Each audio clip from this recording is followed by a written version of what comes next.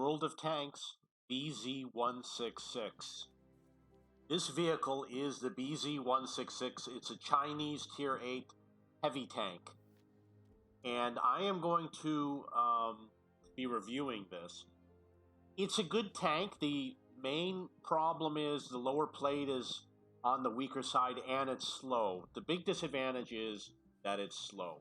Other than that, it's very competitive with other Tier 8 heavy tanks. And I'm not including premium tanks. I'm only talking about tech tree vehicles. So we're going to go to the comparison.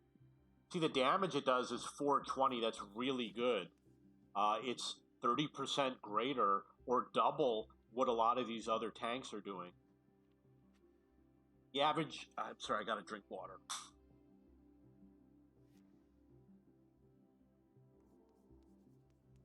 The average penetration is 221, which is good. In terms of Tier 8, 221 is average, but it's also higher than all the other vehicles. So 221 is good. The gun loading time, it says 13 seconds. I believe there's only one gun to choose from. And you've got the gun depression is -10. Aim time is 2.9. That's really bad. It's not the worst I've seen. For example, this one's 3.26. But 2.9 is really bad. Like 2.4 and 2.2 are more like the average. You see a lot of 2.2s and 2.4s going across.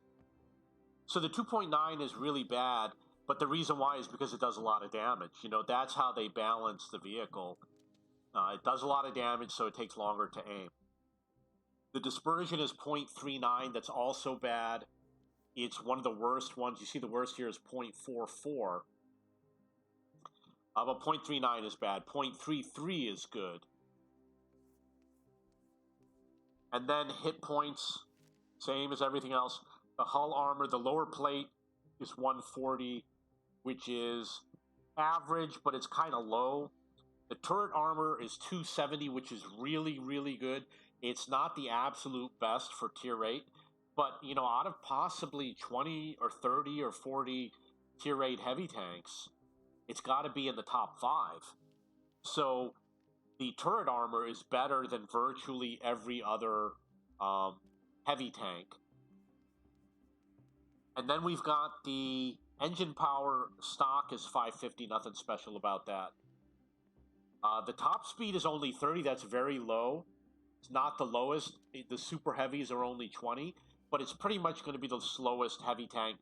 With the boost, you get up to 45. It's not the fastest, but it's pretty good. You get 4 boosts with the vehicle. So I'm going to look at the other turret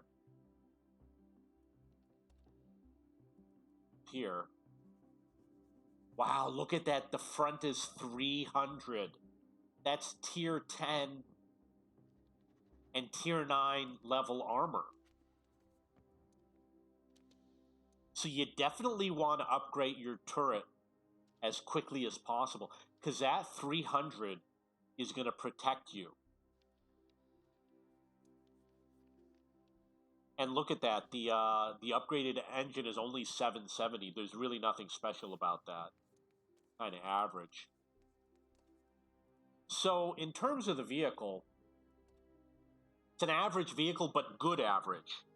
So that means that if you take a look at the range, let's say 212 for penetration to 220, all the numbers are on the higher end. The damage is exceptional. The turret armor is exceptional. And the jet feature is obviously exceptional because the other vehicles don't have it. And we don't know yet if you're going to be able to ram, but with the 140 with your hull armor going up against a tank that's 170, you know, you're probably going to be able to ram on the side and on the rear, but head-on ramming, this tank isn't going to do it. So I am going to look at the vehicle itself. This is what the vehicle looks like. You got 4 crew, commander, gunner, driver, loader, no radio operator. And you'll notice that the driver is in the middle. which means that on the left or right side, they might store ammunition. I'm not sure. Over here, you've got what looks like the commander on the right and probably the loader on the left. And you see that there's like a hole through the mantlet. And then there's another little hole. One of them is going to be the gun sight.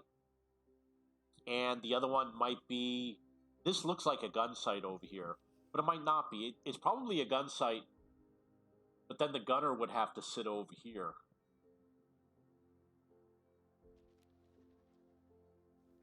So there is,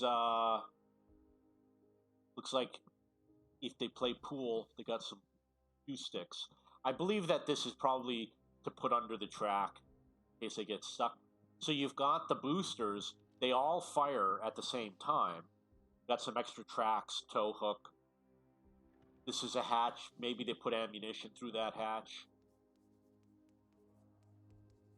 There is a spotlight, which is not part of the hitbox. And